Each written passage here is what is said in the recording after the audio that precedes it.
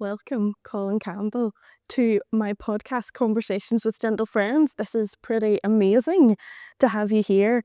I'm also terrified because I'm from Larne, which is probably closer to Scotland than it is Belfast. So I don't. So Scottish. yes, I don't know how much of my Scottish accent will come out in this chat, but we will hope that we'll not be in one big Scottish puddle at the end of it all.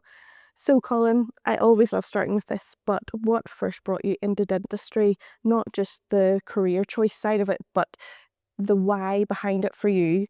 Has that changed over the years, and what still keeps you going with it?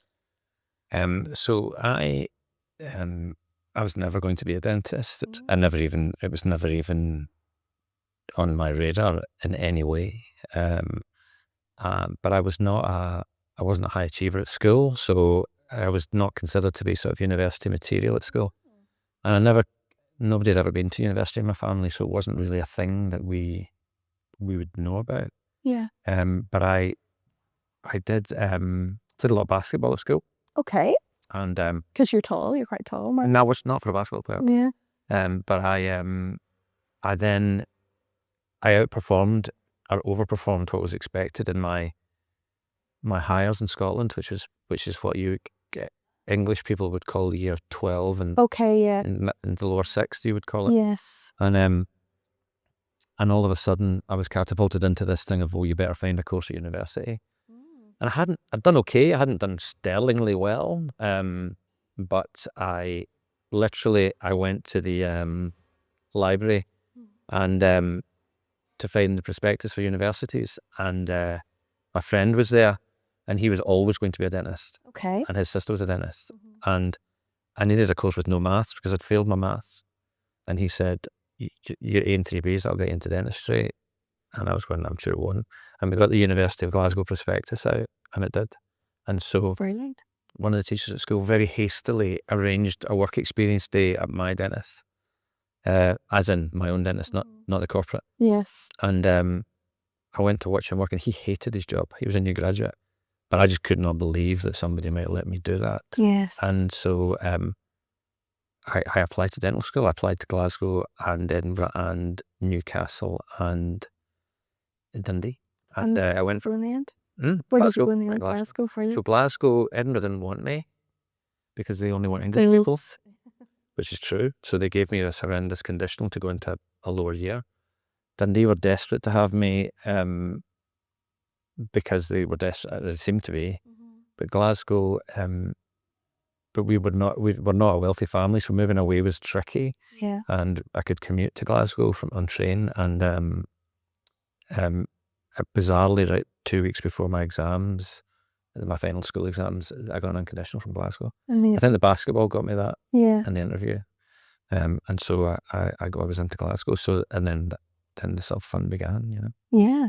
I think I initially accepted an offer to Dundee. I think Dundee was definitely on my radar as well, and it was the same kind of uni. So I think maybe we all stick together a little bit. The Northern Ireland Scotland thing has definitely got a lot of Northern Irish people coming to Scottish universities for dentistry, certainly. And he was like James Hamill, for example, at Belcoo. He heard me say ITI a lot. He was a Dundee graduate and stuff. There was plenty and round and about. So it's a good growing ground for good dentists, definitely.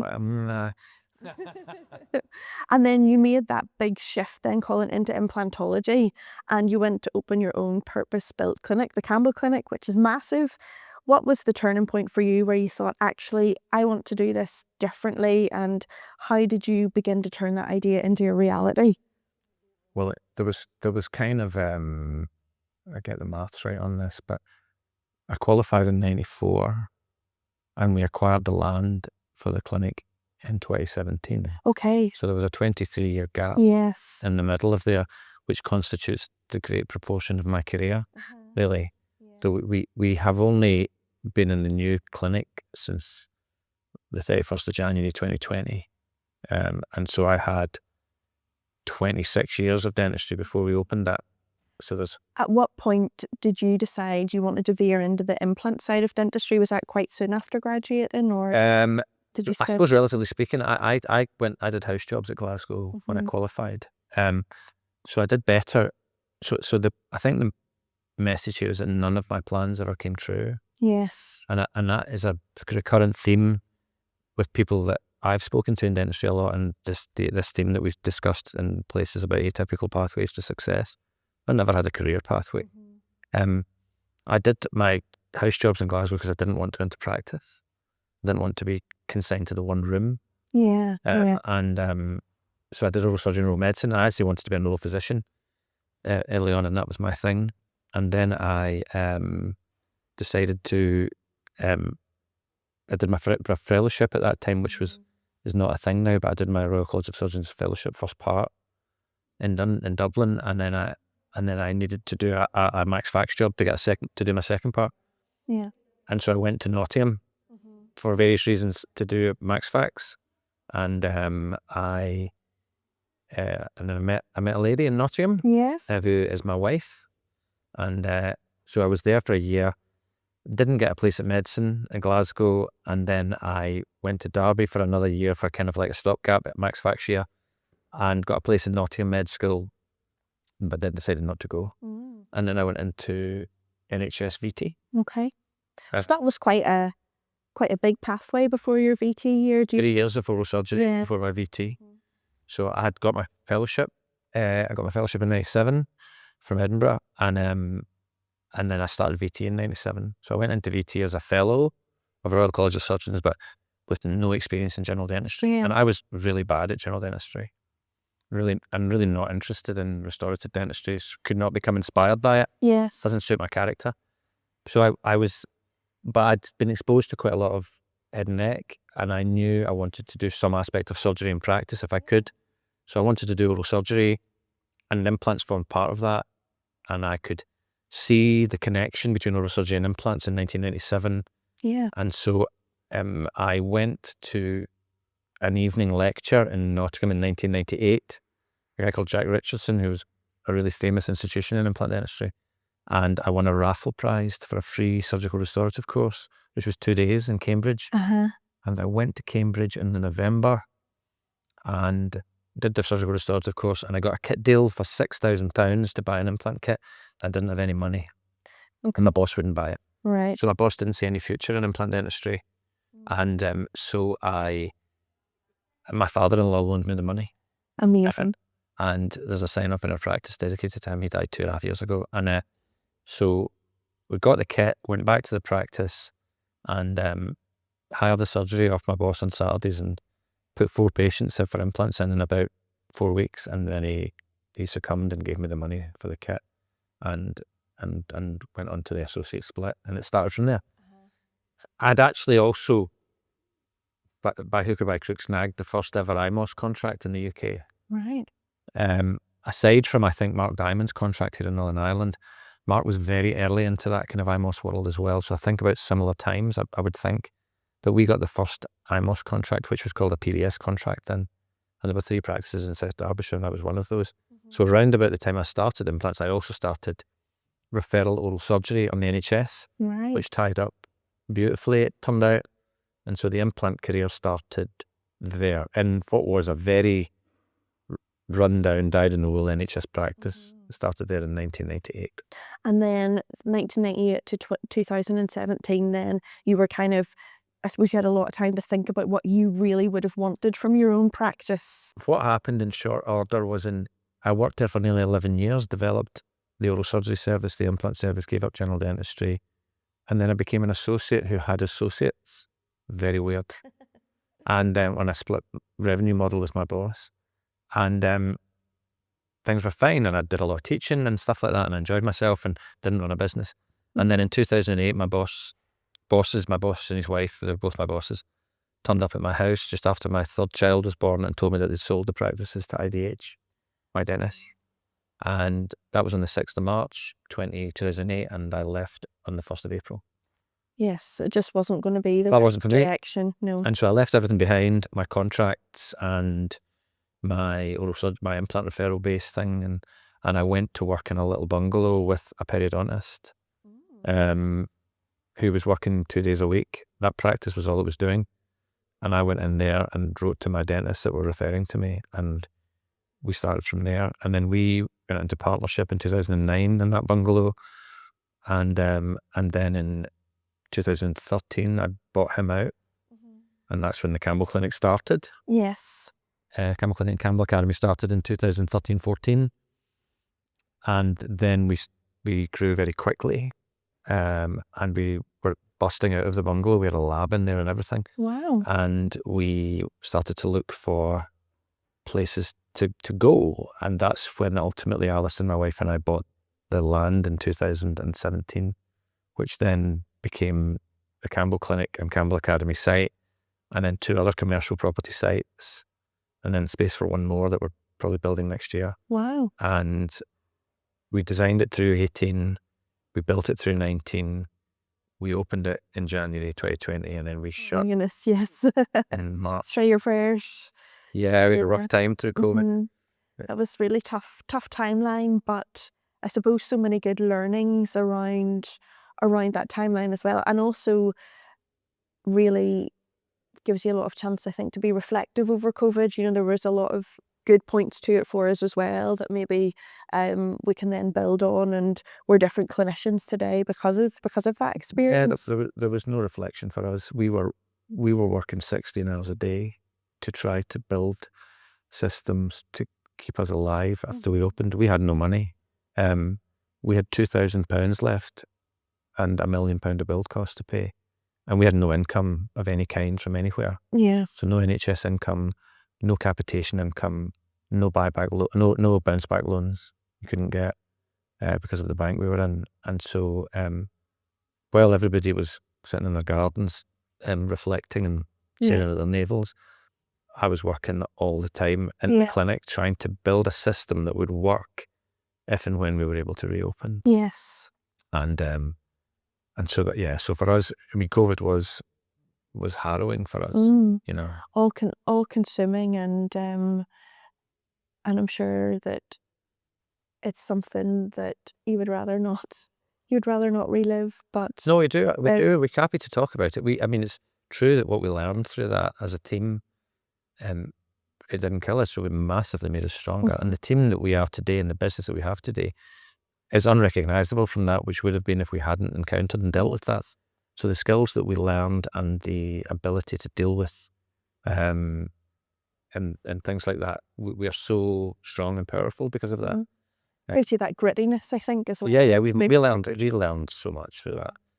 And it still serves us today. And Hayley, who's our managing director, who runs the whole show, and Hayley and I are a really tight team, and we would go back to that stuff, and we talk about that a lot, and we always remind ourselves of that. And there's lots of things around the practice deliberately that remind us of where we've come from, lest we get ahead of ourselves too much, you know. Yeah, I think it is good to be reflective as much as it is to be thinking about the future as well. You've made a big shift. Sorry, 1 wee second. You've been really honest in the past, Colin, about challenges and setbacks, and I think that's so refreshing to see someone take a difficult experience like we were just discussing there, or other difficult experience, and turn them into something positive. How do you personally move forward from the tough stuff, and how has that mindset influenced your speaking and your teaching and the kind of leader that you've become today? How do I don't. That's a hard question to answer. It You is. just do what you do, and so I must always remember how privileged I am, and you know, I come from a background where we didn't have very much, and we didn't know about things like university and stuff like that. And so, for me to have the opportunity to be where I am today, recording a podcast in Belfast, having spoken to a group of 100 dentists, is extraordinary, and Yes. that I can't take that for granted. And so when it's difficult, well, it's kind of supposed to be difficult a lot of the time because it's hard to do stuff like this. And if it was easy to do stuff like this, everybody would do it. Exactly. And so it is supposed to be challenging, but it's the challenge that makes it exciting and interesting. And if you choose to run a business of any kind, of any size, you're signing up to difficulty and challenge. And so it's not trying to avoid that challenge, it's trying to decide how to deal with it. That's what owning or running a business is. It's what leading a team is. And when you're not in for that, you shouldn't do it anymore because you've lost your way. So, I think I've always been a subscriber of, and I've always gravitated towards people who are honest about these things. And I've always been a subscriber to the fact that you can't chase away darkness with darkness. So you can only shine a light on things. And if you share things that have been difficult, and for example, here today, Mark Pollock will speak at the end of today. And if you've never encountered Mark Pollock, just look at his Wikipedia page. So I had an hour-long conversation with Mark today, and I need to just shut up if I'm ever concerned about my life being hard or difficult compared to what Mark Pollock's been through. And so you can always find people to look at and say, that's you can gain inspiration from things like that. And so I think that's if ever I'm struggling or finding things difficult, and that does happen, and not infrequently, then you can always look at other people or look at other situations and think, if they can do that, then I can definitely do it. And I think that one of the things I learned from Simon Sinek was the thing that we use a lot in our teaching, where I talk about your work.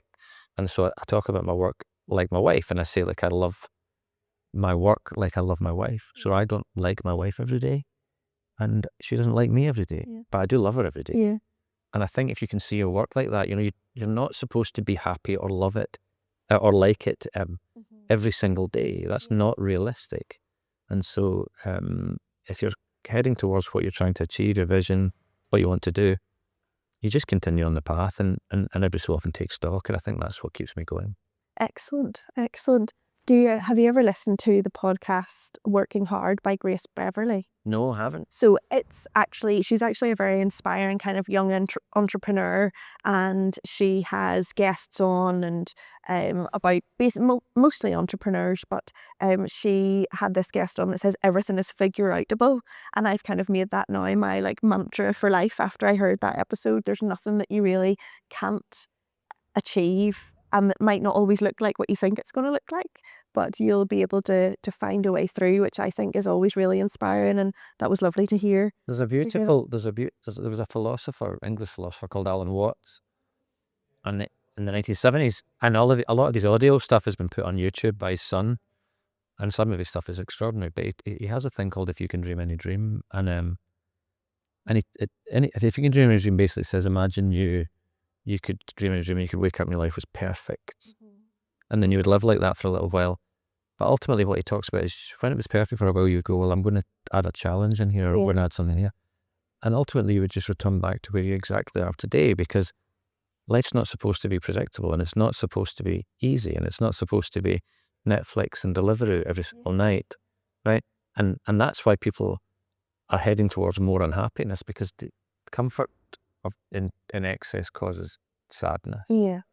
You need to feel like you're moving forward, I think, all the time. And that was one of the reasons I wanted to do this, actually, was to just feel like I was doing something different and doing something new with 2025. So I definitely relate to that. Colin, you have a blog and you've had it for some time. And I remember, I think it's one of the first dental blogs that I was ever really aware of. And I remember us crowding around a computer at Moyer Cosmetic Dental and seeing your blog of the day. And I think it's rare to see someone sharing their thoughts so openly in dentistry. What made you want to start writing in that way, and what do you get out of it now after so many years of doing it? Is it something that helps you make sense of things by sharing with others, or is it something that you find cathartic for yourself? My wife hates it. Really? Yeah, hates it. Doesn't understand why I would do it. I'm not sure it's entirely clear, but it 100% started when I was on the train home from London many years ago, and there was a guy who wrote in the Evening Standard a lifestyle column. He was an Asian dad. That was his persona, his column. And he wrote a blog about having young children, and I had young children. It was a blog or a little piece. And I remember he said about having young children, he said, you can survive on 3 hours sleep a night. You think you can't, but you can. Boys, and he said, boys want to be pirates and girls want to be princesses. That's controversial now, but that's what he said. And he said, that smell is always what you think it is. And so I can recite it now. And at that time, I think Chris Farrow, who was coaching me at that time, would write a blog now and again. And he introduced me to Seth Godin, whose written 10,000 blogs. Oh my goodness. He's written every day for 20 years. And so I thought, I would really like to do what Seth has done. But I'd like to write it for myself, for when I'm old. Yeah. And so that I can go back and see where I was and what I thought and what I was interested in. But I won't address it to myself, I'll address it to someone else. And so that's what I do. And it's 4,200 now. And it's a stream of consciousness. And it's not for everybody, and I have no idea how many people read it, if anybody does. I know there have been times when lots of people have read it when I did the GDC stuff and things. Yes. But I'm proud of it. So I'm on a roll, and so I don't want to stop. Exactly. It's once you get past that certain point of doing that number, you nearly don't want to break your cycle. You can't write. I'm not writing for reward. Yes. I'm writing for me. Mm-hmm. And so I met Mark Pollock today. So today's the blog. I dictate my blog, and Millie edits it. She's amazing, and she's the third editor I've had, because I couldn't type it because I don't have the headspace for that. Yeah. But today's is already scheduled, but the blog I'll produce today will be about Mark Pollock and about meeting him. And then if I'm lucky enough later in life, when I'm sat in a chair reading the blogs that I wrote, I'll read about Mark Pollock from today. It's interesting because if you search your AI now, Lexity or whatever, you can ask it what's in my blog. It's fascinating to get a summary. That synopsis. It is a summary of what I've written about. It's quite interesting to read. I have done it vainly. I've done it. So I write a lot. Sometimes it's dental based things, and I have a website that's very poorly populated. Hasn't really been populated, to be honest, since directly after COVID. But I write sometimes for me, and I think it's extremely cathartic to do that, to just make sense of something. So I journal. Yeah, exactly. So since 2008, but that is only for me, and no one will ever find it, and it will die when I die. That's not the same as the blog. The blog isn't a journal, a personal journal, because I think for people who are mental like me, I think journaling is really helpful. It's like having a therapist. Yeah. But I don't. So that's separate to the blog. The blog's just something different, and I read Seth's blog every day, and I have done since 2010. I read every single one, and so I thought that's a cool thing to commit to publishing like that.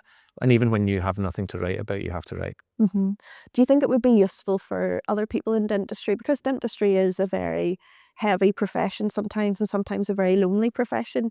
Do you think that maybe even just privately it would be good for people to get those thoughts down on paper? Yeah. I would never discourage anybody from writing something like that. Never. I think the act of writing, if mine counts as writing, the discipline of doing it is a wonderful thing. Yeah. And it takes you in different directions. It sparks creativity.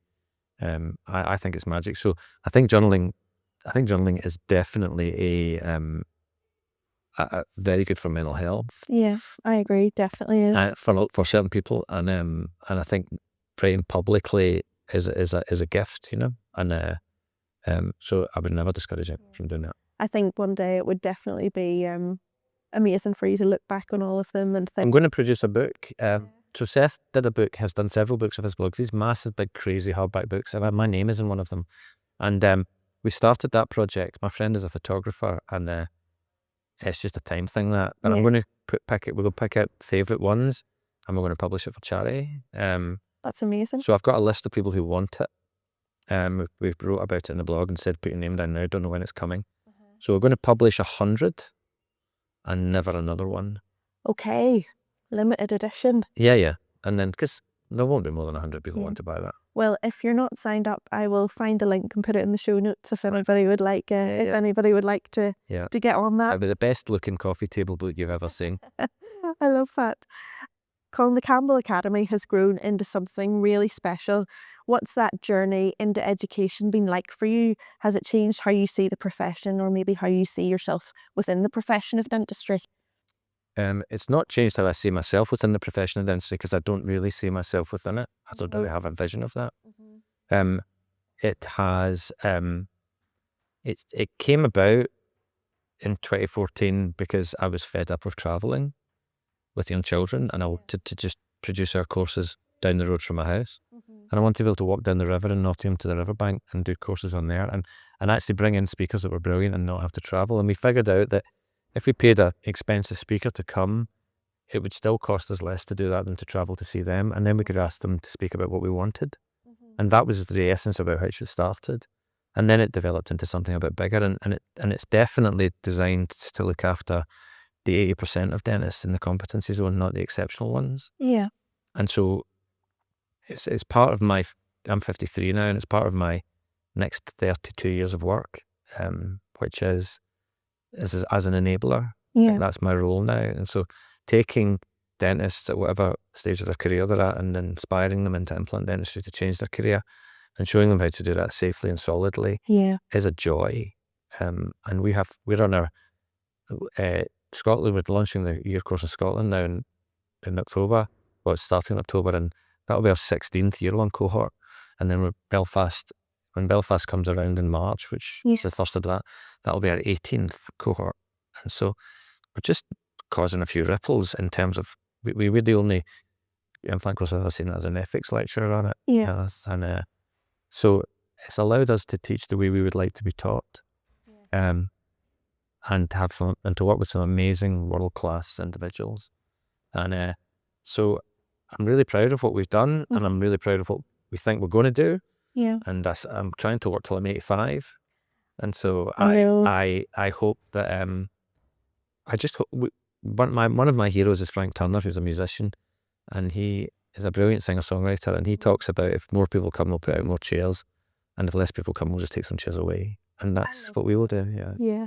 I think that's amazing. I think there is that kind of point in your career when you feel like, right, okay, I'm ready to give back a little bit into the pool of people because I want to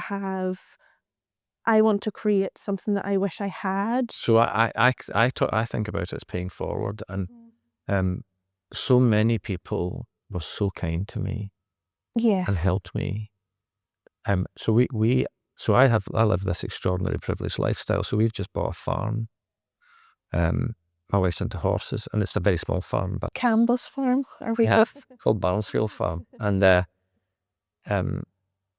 it's like a life project for us. But one of my friends is a farmer, and when he came to see it, he said, "You never own the land, you know that. Yeah. You just look after it for the next person." Yeah. And I love that, and that's always what I've said about dentistry. Like, dentistry isn't mine. I've got everything I could have ever wanted from dentistry, and millions more. Yes. It's not mine, it's theirs. And so I would like to leave my little bit a little bit better than I found it. That's all.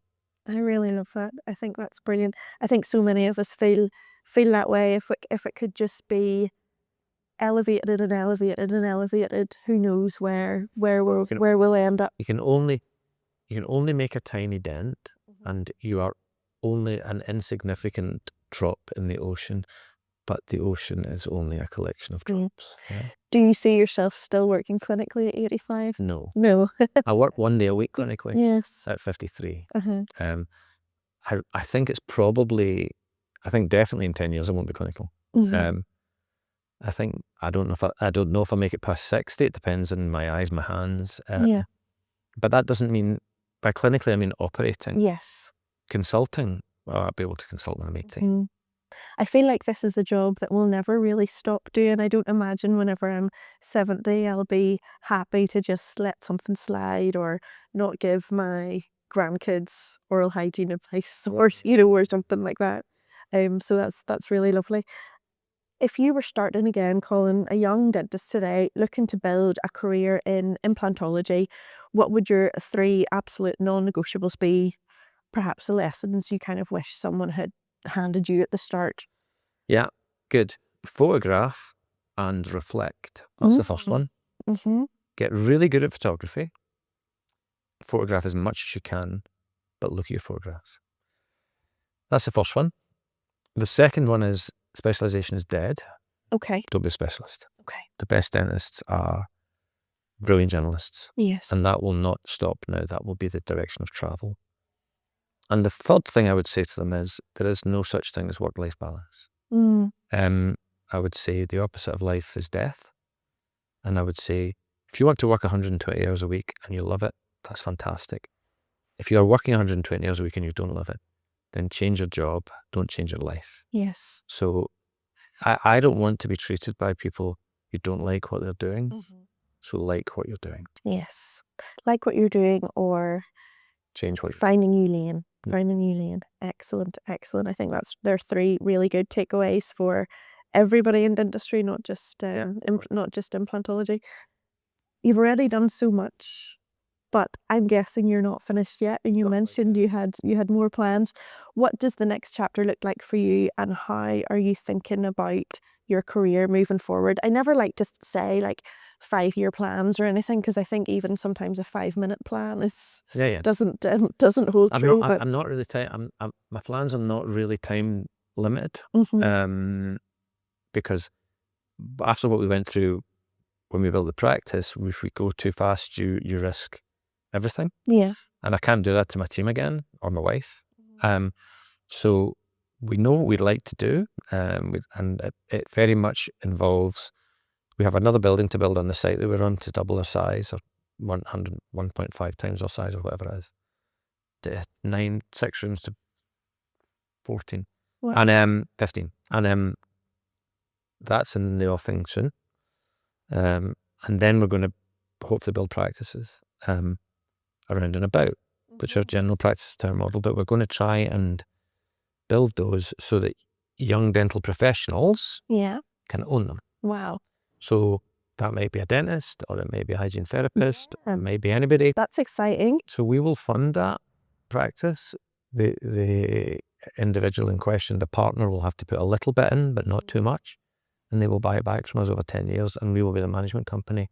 And it will allow honest, ethical, brilliant young professionals to own their business. Whereas at the moment, they don't have the facility to do that. And we'll do that until I'm 85 and see how far it goes. And then I'll give it to somebody else. Yeah. But we'll never sell the business. It's always going to... I hope. It's always going to roll on. I hope. Amazing, amazing. I was actually speaking to Jack McHugh on an earlier episode, and he has started his own company, and we were talking about the barriers to young dentists, because they're so eager and so ready to go. And owning a practice now isn't something for whenever you turn 40 and you think, I'm going to own a practice. You want people in there with new ideas, new fresh concepts, people who are ready to lean into change, because it is all change now. We were just talking about AI before we started recording, and there's so many things that position young dentists in a fabulous place to own their own business, and I think to help them, or dentists or dental professionals, as you said, and I think to help them in that path can only be amazing for them. So that is a brilliant idea. What we've discovered is we're just about to go to 56 team members in our place, and what we discovered was that there's no such thing as exceptional people. There's only ordinary people that choose to do exceptional things. And if you give people the ability, the environment, and the permission to do that, lots of people will do it. Yes, that's amazing. That's amazing. Colin, thank you so much. Pleasure. Thank you for having a chat to me today. Thank you so much to David for facilitating as well, and congratulations on a brilliant day at the Marber Clinic conference today. And we're looking forward to seeing who's coming up next to speak. So that's very exciting. Thank you so much. Thank you.